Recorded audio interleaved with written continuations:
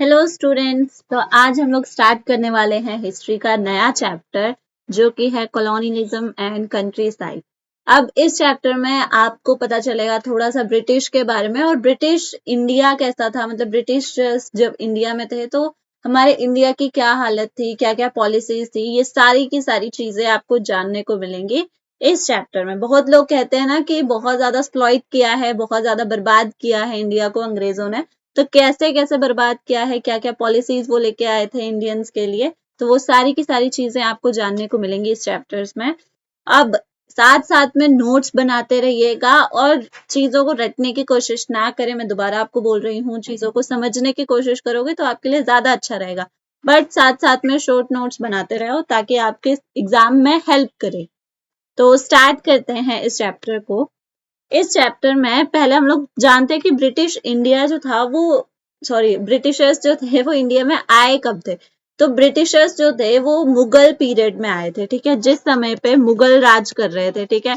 जो हम लोग कहते हैं ना मुगल वंश और मुगल शासन, तो जब मुगल राज कर रहे थे उस समय पे ब्रिटिशर्स जो थे, ईस्ट इंडिया कंपनी जो था वो इंडिया में आया था। अब वो आए किस लिए थे? वो आए थे व्यापार करने, ठीक है, ट्रेड के लिए आए थे। किस नाम से आए थे? ईस्ट इंडिया कंपनी के नाम से आए थे। अब स्टार्टिंग में तो सब कुछ सही चल रहा था कि हाँ, इंडियंस को भी अच्छा मुनाफा हो रहा था, अच्छा फायदा हो रहा था जो वो व्यापार करते थे उस चीज से, और ब्रिटिशर्स का भी सही चल रहा था। लेकिन धीरे धीरे क्या हुआ, ब्रिटिशर्स जो थे उन्होंने अपना राज करने शुरू कर दिया, ठीक है। इंडिया पे उन्होंने अपना एक हुकूमत जैसा स्टार्ट कर दिया था कि हाँ, हम ही यहाँ के राजा हैं, जो होगा हमारे बोलने से ही होगा। ये सारा का सारा सिस्टम उन्होंने स्टार्ट कर दिया था। जब वो स्टार्टिंग में ट्रेड करने के लिए आए थे तो उस टाइम पे क्या था कि जो ट्रेडिंग रूल्स थे वो इंडिया सेट करता था, ठीक है। कुछ रूल इंडिया सेट करता था, कुछ रूल ब्रिटिशर्स सेट करते थे।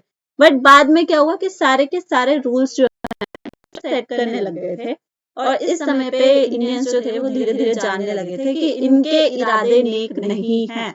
तो सबसे पहली बात, कई बार पूछा जाता है ब्रिटिशर्स किस रास्ते आए थे, तो वो बंगाल के रास्ते इंडिया आए थे, ठीक है। समुद्र के रास्ते बंगाल के जरिए वो इंडिया में आए थे और वहीं से उनके रूलिंग की स्टार्टिंग हुई थी, ठीक है। वहीं से उन्होंने राज करना स्टार्ट हुआ था। तो सबसे पहली चीज क्या हुई थी? अब जाहिर सी बात है, राजे महाराजे थे उस समय पे, तो इंडिया पे राज करने के लिए उनको किसी से युद्ध करना था, वॉर करना था, बैटल करना था। तो पहली चीज जो हुई थी वो हुई थी बैटल ऑफ प्लासी, ठीक है। इसको हम लोग हिंदी में कहते हैं प्लासी का युद्ध। 1757 में ये हुआ था। अब किस किस के बीच में हुआ था? नवाब थे बंगाल में, उनके बीच नवाब ऑफ बंगाल, एंड दूसरी तरफ थे ब्रिटिशर्स, जिसको हम लोग ईस्ट इंडिया कंपनी भी कह सकते हैं। इन दोनों के बीच में पहला वॉर बैटल हुआ था, वॉर तो नहीं, एक बैटल हुआ था, ठीक है। और नवाब कौन थे? तो नवाब थे सिराजुद्दौला। ओके, आई होप मैं सही प्रोनाउंस कर रही हूँ। तो सिराजुद्दौला जो थे वो नवाब ऑफ बंगाल थे, और ब्रिटिशर्स जो थे ये इन दोनों का बैटल चल रहा था। और कौन जीता होगा बताइए? ऑफ कोर्स जो ब्रिटिशर्स थे वो जीत गए थे, ताज पहना दिया हमने इनको। तो जो ब्रिटिशर्स थे वो जीत गए थे इस वॉर में, और इसके बाद उन्होंने बंगाल पे तो अपना मतलब रूल स्टैब्लिश कर ही लिया था, बट धीरे धीरे वो आगे भी बढ़े, ठीक है। धीरे धीरे उन्होंने बाकी इंडिया को भी अपने कब्जे में लेने की शुरुआत करी। बट कैसे वो इंडिया को अपने कब्जे में ले रहे थे, तो उस चीज के लिए उन्होंने काफी सारी पॉलिसीज लाए थे। और सबसे ज्यादा पॉलिसी इंपॉर्टेंट जो थी वो थी टैक्स की पॉलिसी। इंडिया से कमा रहे थे वो, ठीक है। काफी ज्यादा इंडिया पे उन्होंने टैक्स इम्प्लीमेंट किया था, तो उससे उनकी कमाई होती थी। और टैक्स ही एक ऐसी चीज है जिसकी वजह से इंडिया गुलाम बना था। अब बोलोगे कि टैक्स देने से गुलाम कैसे बन गए, तो देखो देखो, अभी चैप्टर शुरू हुआ है, सब चीजें जानने को मिलेंगी, बस सुनते रहो कि क्या हुआ था। तो बहुत सारे अलग अलग तरह के टैक्स उन्होंने हमारे ऊपर लगाए थे, जो कि हमें पढ़ने हैं एग्जाम के लिए, क्योंकि ये जो टैक्स हैं बहुत बार एग्जाम में पूछे जाते हैं। जो फर्स्ट टैक्स था इसको कहते हैं इस्तेमरारी, हिंदी में कहा जाता है इस्तेमरारी बंदोबस्त, इंग्लिश में हम लोग कहते हैं इस्तेमरारी सेटलमेंट, या हम लोग इसको कहते हैं जमींदारी सिस्टम, या इसको हम लोग कह सकते हैं परमानेंट सेटलमेंट। जो सीबीएसई की बुक है उसमें परमानेंट सेटलमेंट के नाम से ये बहुत ज्यादा फेमस है, बहुत ज्यादा इसको पढ़ा जाता है। तो मेनली परमानेंट सेटलमेंट है। ओके, और सेकंड और किस तरह का सिस्टम था? सेकंड था रियायतवारी सिस्टम। सब पढ़ेंगे, डिटेल में पढ़ेंगे कौन सा सिस्टम क्या बताता है, क्या दिखाता है। And third one is Mahalwari system.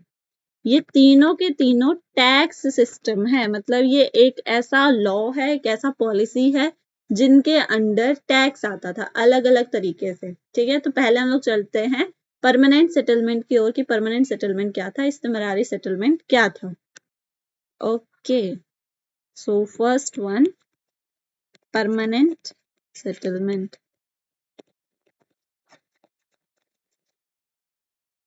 या हम लोग इसको इस्तेमरारी बंदोबस्त भी या इस्तेमरारी सेटलमेंट भी कह सकते हैं।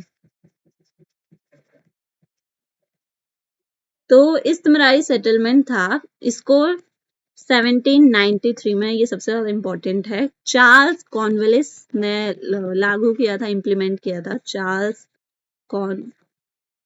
कॉर्नवालिस, ओके, इन्होंने इसको इम्प्लीमेंट किया था। यही वो महान शख्स थे जिन्होंने इस चीज को लागू किया था। ठीक है, अब ये परमानेंट सेटलमेंट था क्या, इसमें मतलब क्या चीज बताई गई थी उनके द्वारा, तो इसमें ज्यादा कुछ नहीं था। इसको आपने देखा है जमींदारी सिस्टम भी कहते हैं।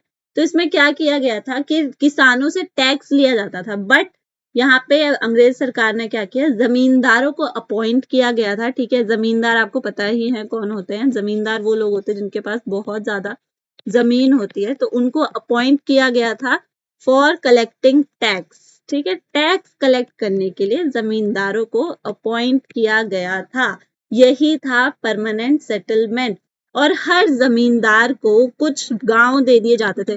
किसी को एक गांव मिलते थे, किसी को 2 गांव मिलते थे, किसी को 3-4 गांव मिलते थे, ताकि वो उस जगह से टैक्स को कलेक्ट कर सके और उनको उस गांव से एक certain amount of tax collect करना होता था। ठीक है, मतलब कुछ हिस्सा बता दिया होता था सरकार ने कि कितना टैक्स आना चाहिए इस गांव से, तो उनको इतना टैक्स इकट्ठा करके देना होता था ईस्ट इंडिया कंपनी को। जो कौन थे ईस्ट इंडिया कंपनी को, हम लोग आज के समय में अंग्रेज कहते हैं। ठीक है, वो ब्रिटिशर्स थे, तो उनको ये टैक्स इकट्ठा करके ब्रिटिशर्स को देना होता था।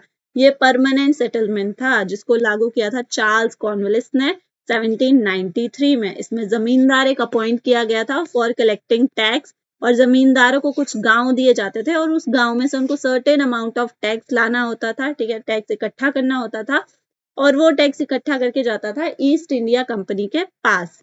ओके, इसलिए और परमानेंट सेटलमेंट इसको इसलिए कहा जाता है क्योंकि अमाउंट फिक्स था कि हाँ इस गांव से इतना ही अमाउंट आएगा, इसकी वजह से इसको परमानेंट सेटलमेंट कहा जाता है। अब आ जाते हैं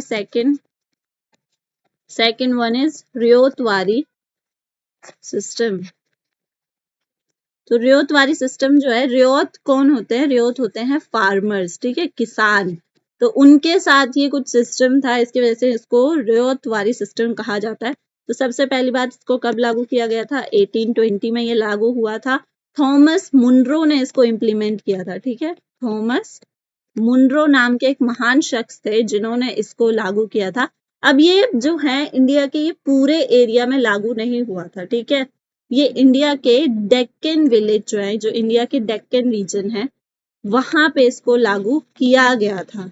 ठीक है, अब इसमें क्या होता था, नाम से ही पता चल रहा है फार्मर्स है, तो इसमें डायरेक्ट फार्मर्स जो थे वो सीधा अपना टैक्स डिपॉजिट करने जाते थे ईस्ट इंडिया कंपनी के पास। ठीक है, फार्मर्स जो थे वो डायरेक्ट, मतलब कोई बीच में जमींदार नहीं, कुछ नहीं, डायरेक्ट अपना टैक्स डिपॉजिट करते थे किसके पास, ईस्ट इंडिया कंपनी के पास। इसलिए इसको रियायतवारी सिस्टम कहा जाता है, क्योंकि इसमें डायरेक्ट डील होता था किसानों के साथ, फार्मर्स के साथ।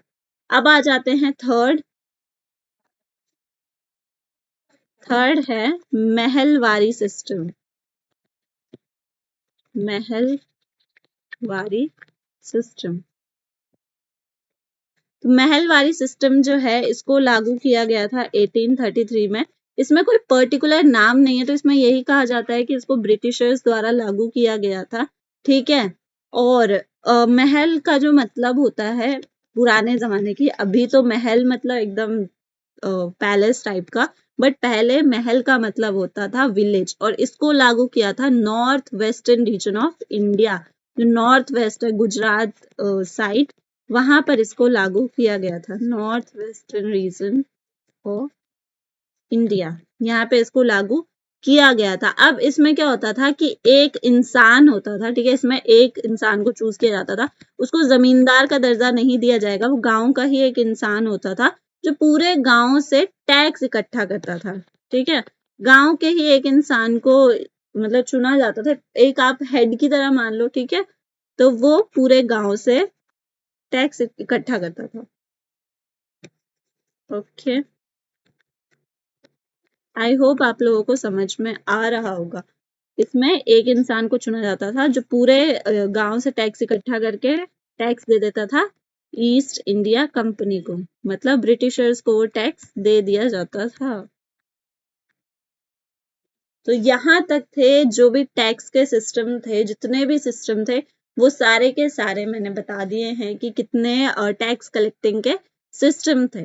ओके, अब बात आती है कि जो ब्रिटिशर्स थे, इन्होंने ये टैक्स लागू क्यों किए थे, उनको क्या मौत आ रही थी, अच्छा भला उनका ट्रेड चल रहा था, उनको क्या जरूरत थी कि वो गांव गांव से टैक्स लें, ठीक है। तो पहला रीजन तो ये था टैक्स लेने का कि ये स्टार्टिंग पता है कहाँ से हुई थी, ये स्टार्टिंग हुई थी बंगाल से। सबसे पहले ये सारी की सारी चीजें इन्होंने बंगाल पर एक्सपेरिमेंट करी, और बंगाल पर ये सारी की सारी चीजें लागू हो गई, मतलब वहां के लोगों ने टैक्स वगैरह देना स्टार्ट कर दिया था। तो इसकी वजह से ये सारी की सारी चीजें बाद में बाकी जगहों पर भी भेजी गई, ठीक है, बाकी जगहों पर भी लगाई गई, ताकि इनको लगाने का सिर्फ एक ही मोटिव था, मतलब जो ये टैक्स था इनको लेने का सिर्फ एक ही मोटिव था, ताकि ब्रिटिश इंडिया की इनकम और अच्छी हो सके, ताकि वो और ज्यादा पैसा कमा सके, और ज्यादा अच्छे से मतलब और ज्यादा ग्रोथ कर सके, और इंडिया पर और ज्यादा उनकी पकड़ बने। इस वजह से ये उन्होंने टैक्स सिस्टम स्टार्ट किया था, और वो हमेशा चाहते थे कि जो इंडियंस हैं वो उनके अंडर में रहे, कभी भी उनसे ऊपर ना उठे। तो अगर वो टैक्स लेते रहेंगे तो इसका मतलब वो एक सुप्रीम पावर में है ना, जिसकी बात मानकर टैक्स देना पड़ रहा है। तो इस चीज की वजह से उन्होंने इतने सारे टैक्स सिस्टम स्टार्ट किए थे, ठीक है। समझ रहे हो कितने बुरे थे अंग्रेज, जो आज के समय में सोचते हैं जाएंगे भाई ब्रिटेन जाएंगे। मजाक कर रही हूँ, जाओ। हाँ, उन्होंने हमें लूटा, तुम जाके उनको लूट के आओ। अब बात आती है, कई बार जो जमींदार थे ना, वो टैक्स नहीं दे पाते थे, ठीक है। तो ये इंपॉर्टेंट क्वेश्चन है बहुत ज्यादा कि जो जमींदार होते थे वो टैक्स कई बार क्यों नहीं चुका पाते थे, ऐसी क्या दुविधा, क्या परेशानी उनके पास आ जाती थी that they were not able to pay the taxes on time, ठीक है। तो नोट्स बनाते चलो भाई। वाई वर द, और पता है ध्यान से सुना करो, तुम मुझे अपने ये जो टाइम दे रहे हो ना, इस टाइम में ये नहीं कि तुम मेरी बातें सुन रहे हो, मैं जो बोल रही हूँ सुन रहे हो, बट तुम्हारा ध्यान कहीं और है, तो वो चीज नहीं चाहिए। तुम अगर ध्यान से भी सुनोगे ना, तो जो मैं कह रही हूँ वो भी तुम्हारे अगर दिमाग तक पहुंच पाए, तो जब तुम एग्जाम में लिख रहे होगे ना, तुम्हें ये सारी चीजें याद आएंगी कि अरे क्लास में ऐसे ऐसे बताया गया था, ये टॉपिक बताया था, इसको ऐसे लिखना है। तो अगर ध्यान से भी सुनोगे ना, तो भी वो चीजें तुम्हारे दिमाग में रहेंगी। ओके, तो टाइम दे रहे हो तो उस टाइम को यूज करो, ये नहीं कि यहाँ पे क्लास लगा दी है, यहाँ पे चल रहा है और ऑडियो चल रहा है, और उधर दूसरे फोन पे कुछ गेम वेम चल रहा है, तो ऐसा नहीं होना चाहिए, ठीक है। So why were the zamindars unable to pay the revenue on time, वो समय पर रेवेन्यू क्यों नहीं दे पाते थे, टैक्स क्यों नहीं दे पाते थे। तो फर्स्ट पॉइंट,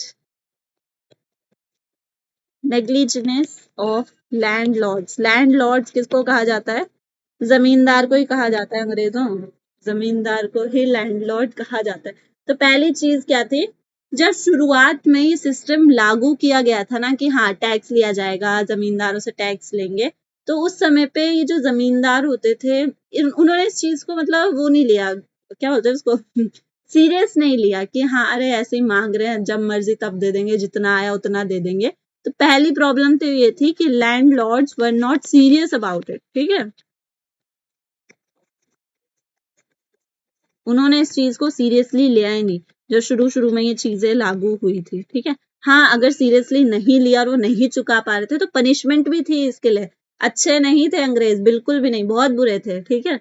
तो उस चीज के लिए उन्होंने पनिशमेंट भी रखी थी। तो क्या पनिशमेंट रखी थी वो भी मैं आप लोगों को आगे बताऊंगी, बट अभी इस क्वेश्चन पे फोकस करो, ठीक है। तो अब वो सीरियस ही नहीं थे, वो चीजों को सीरियस ले ही नहीं रहे थे, वो टैक्स इकट्ठा ही नहीं कर रहे थे, तो कहाँ से चुकाते हैं? अपने घर से तो देते नहीं। तो पहली प्रॉब्लम तो ये थी कि वो सीरियसली नहीं चुका, मतलब कलेक्ट ही नहीं कर रहे थे। दूसरी प्रॉब्लम क्या थी? High revenue demand. नाम से ही समझ गए होगे तुम क्या परेशानी थी। परेशानी ये थी कि जो ब्रिटिश इंडिया थी ना, वो बहुत ही ज्यादा लालची थी, बहुत ही ज्यादा भूखी थी। वो बहुत हाई डिमांड कर रही थी रेवेन्यू की, मतलब जितना उस गांव से नहीं आ सकता था वो उतनी डिमांड कर देते थे। इसकी वजह से बहुत बार जो लैंडलॉर्ड्स होते थे वो नहीं चुका पाते थे, ठीक है। उनके जब किसानों के पास उतना होगा ही नहीं तो वो देंगे कहाँ से, ठीक है। और अगर वो देंगे नहीं तो लैंडलॉर्ड क्या देगा आगे, जमींदार क्या देगा आगे। तो इस वजह से कई बार नहीं चुका पाते थे, क्योंकि जो डिमांड होती थी, जो टैक्स की मांग होती थी, वो काफी ज्यादा होती थी, ठीक है। To collect the amount.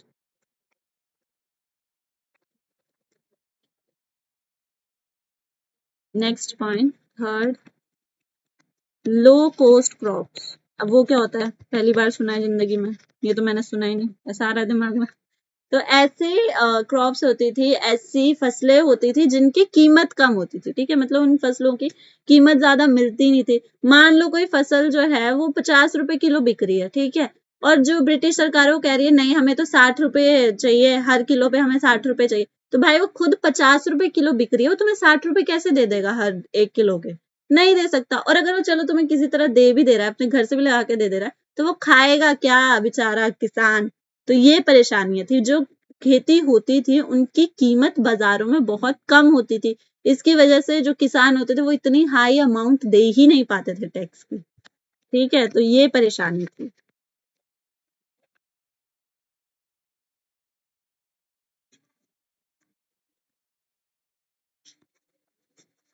जैसे मैं लिख रही हूँ ना कि हेडिंग डाल के फिर उसको एक्सप्लेन कर रहे हैं थोड़ा थोड़ा सा, तो वैसे ही तुम्हें भी एग्जाम में अटेम्प्ट करना होता है। देखो अच्छा लग रहा है ना, नीट एंड क्लीन, कि हाँ हेडिंग दे दी है समझने के लिए और फिर बाद में एक्सप्लेन कर दिया है।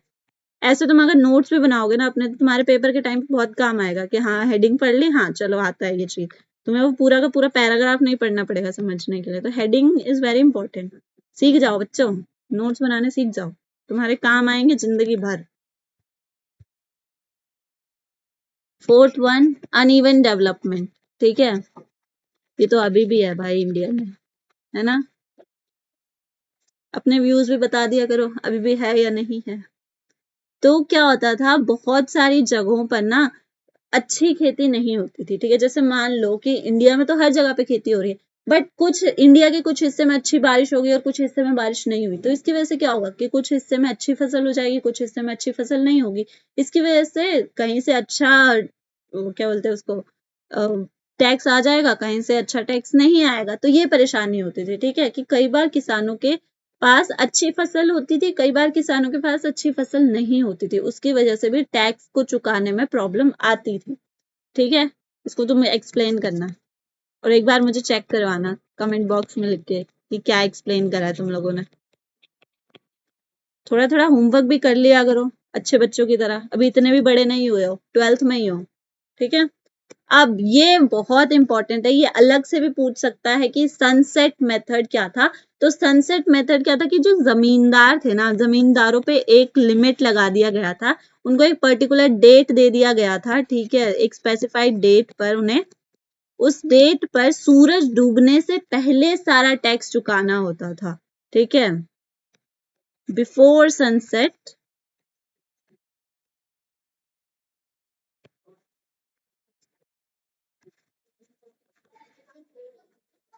सूरज डूबने से पहले उन्हें सारा का सारा कर चुकाना होता था। इसको कहा जाता था सनसेट मेथड।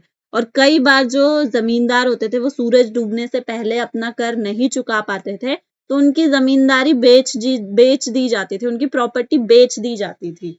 ये परेशानी थी, ठीक है। तो सनसेट मेथड बहुत खतरनाक था, ये जमींदारों के लिए खतरनाक था कि उनको एक पर्टिकुलर टाइम पे वो चीजें चुकानी होती थी, ठीक है। वो जो कीमत होती थी उसकी, उसको चुकाना होता था। And last one, control over the powers of landlord.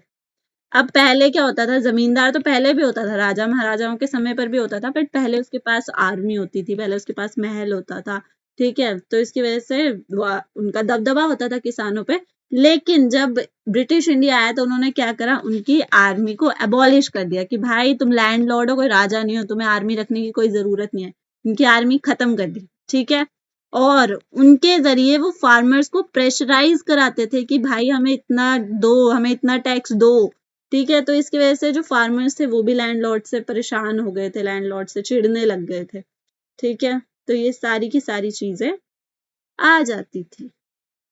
अब बात आती है, मैंने अभी ऊपर बोला कि जो लैंडलॉर्ड होते थे उनकी जमींदारी को बेच दिया जाता था, ऑक्शन कर दिया जाता था, ठीक है। उसको हम लोग कहते हैं, बोली लगाई जाती है ना, ऑक्शन होता है, तो वो हो जाता था। तो उसको बचाने के लिए लैंडलॉर्ड क्या कदम उठाते थे, ये भी बहुत इंपॉर्टेंट क्वेश्चन है, ठीक है।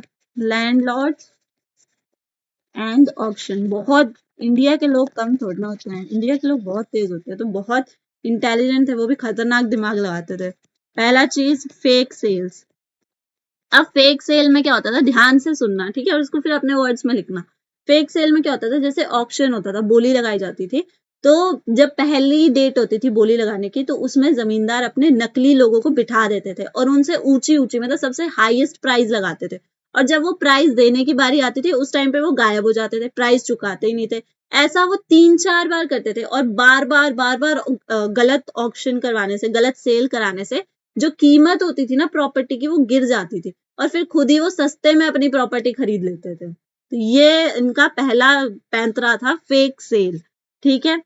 सेकंड चीज वो क्या करते थे, अब गलती से कई बार उनके ऑक्शन हो भी जाते थे, कई बार मतलब नहीं चलता था बस, ठीक है। तो डू नॉट गिव पोजेशन, तो जो नया मालिक होता था, जो नया खरीदा हुआ होता था, मतलब जिसने नया खरीदा है प्रॉपर्टी, वो उसको पोजेशन ही नहीं देते थे, उसको डराते थे, धमकाते थे, उसको मतलब अपनी प्रॉपर्टी पर कब्जा करने ही नहीं देते थे।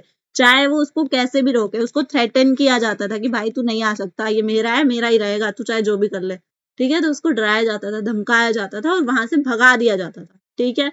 चलो, और कुछ कुछ होते हैं ना कि हाँ, डराने धमकाने से भी नहीं माने कि नहीं मैंने तो खरीदा है, मैं तो रहूंगा यहाँ पे, तो उनको डराया जाता था बाय स्ट्रेंथ। अब इसके लिए स्पेशल वर्ड है लठयाल, ठीक है। तो जमींदार जो होते थे उन्होंने एक लठयाल रखे होते थे, मतलब एक नहीं बहुत सारे लठयाल होते थे। लठयाल कौन होते थे, वो कुछ आदमी होते थे, उनके पास लठ होती थी, ठीक है, मतलब डंडा होता था, और जैसे ही नया मालिक आता था उसको मारते थे, डंडे ही डंडे मारते थे और उसको वहां से भगा देते थे।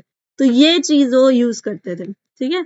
And fourth one, transfer to women. अब वो अपनी प्रॉपर्टी जो थी कई बार औरतों के नाम पे ट्रांसफर कर देते थे, क्यों, क्योंकि जो प्रॉपर्टी औरतों के नाम पे होती है ना, उसका वो नहीं लगता, मतलब उसकी ऑक्शन नहीं होती, उसकी बोली नहीं लगाई जाती थी। तो बहुत तेज थे वो लोग भी, वो अपनी जो प्रॉपर्टी थी उसको औरतों के नाम पे कर देते थे, तो इसकी वजह से उनकी प्रॉपर्टी बच जाती थी। तो देखा क्या क्या वो पैंतरे अपनाते थे, ब्रिटिशर्स भी तेज थे, जमींदार भी तेज थे, बेचारे हमारे किसान फंसते रहते थे इनके बीच में। तो आज हम लोग करेंगे यहीं तक। आई होप आप लोगों को मजा आया होगा सुनने में, ये एक स्टोरी था, ठीक है, स्टोरी की तरह याद रखोगे तो हमेशा काम में आएगा और एग्जाम के लिए भी हेल्प होगा। तो आई होप आपको क्लास पसंद आई होगी, और पसंद आई है तो यार थोड़ी मेरे को अप्रिशिएट किया करो, मेरी मेहनत है। और आज के लिए बस इतना ही, थैंक यू, मिलेंगे नेक्स्ट क्लास में।